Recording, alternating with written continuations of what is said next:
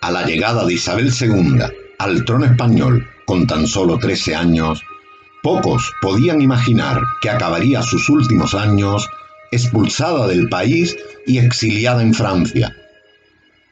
Buena parte del reinado de Isabel se había caracterizado por la alternancia en el poder de liberales moderados y progresistas, aunque predominando los gobiernos de signo conservador. Esta política reaccionaria, unida a la inestabilidad social y económica, provocarán que a partir de 1866 la monarquía de Isabel II entre en una grave crisis. De este modo, tienen lugar varias revueltas en el campo y en las ciudades causadas por los problemas económicos y el hambre. Los progresistas estaban descontentos puesto que la reina se decantaba mayoritariamente por los liberales moderados. Republicanos y demócratas, por su parte, eran sistemáticamente excluidos del poder. Además, la reina era cada vez más impopular, con una vida poco decorosa y despreocupada de los asuntos de gobierno. Otra cuestión era el falseamiento electoral. El gobierno manipulaba los resultados. Además, existía el problema del caciquismo. Los caciques eran personas que en un pueblo o comarca ejercían una excesiva influencia en los asuntos políticos.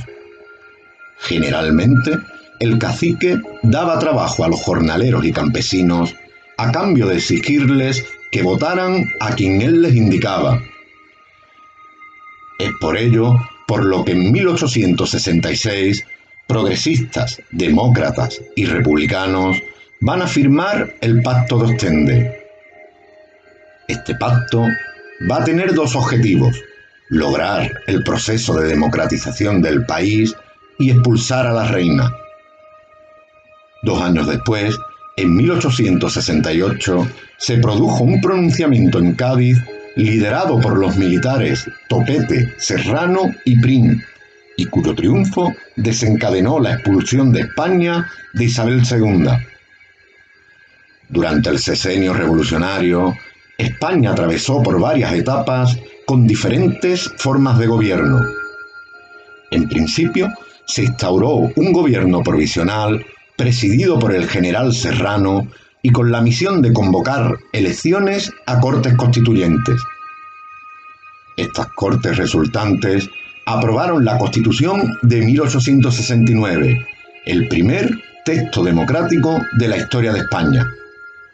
Soberanía nacional, sufragio universal masculino, separación de poderes y una amplia declaración de derechos y libertades definían una constitución avanzada a su tiempo.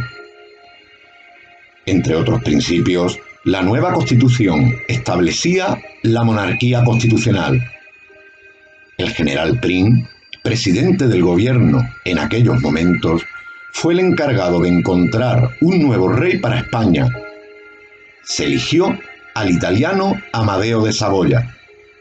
Sin embargo, a la vez que llegaba a España, su principal apoyo, el general Prim, era asesinado en Madrid. Amadeo I se caracterizó por ser un rey moderno y demócrata, pero su posición siempre fue muy débil.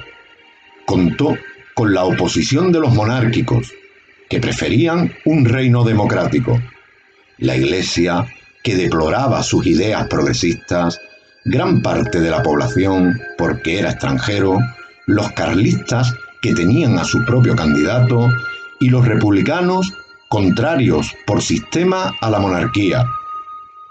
Incapaz de superar los problemas españoles y con los escasos apoyos que tenía, acabó por abdicar. Ante la dificultad para encontrar un rey, las Cortes proclamaron en 1873 la Primera República. Era la primera vez que se instauraba un régimen republicano en España. La República contó desde su nacimiento con graves problemas. La mayoría de los grupos políticos eran monárquicos y los propios republicanos se hallaban divididos entre los que querían una república federal y los que la preferían unitaria.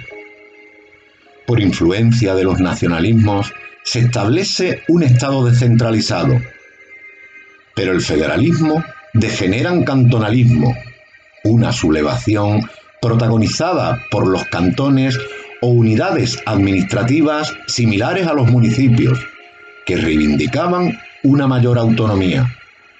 Pi y Margall, presidente de la República, tuvo que hacer frente a la insurrección cantonal y finalmente dimitió.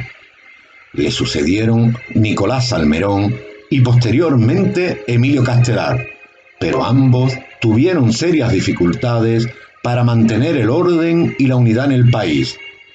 Se desarrolla una nueva carlista, más el problema cantonar y la guerra en Cuba. Los problemas planteados durante el sexenio revolucionario favorecieron a los partidarios del regreso de los Borbones al trono. Ante la situación de caos generalizado, el general Pavía dio un golpe de Estado y disolvió las Cortes en enero de 1874. La Primera República había durado 11 meses. En diciembre del mismo año quedó restaurada la dinastía de los Borbones.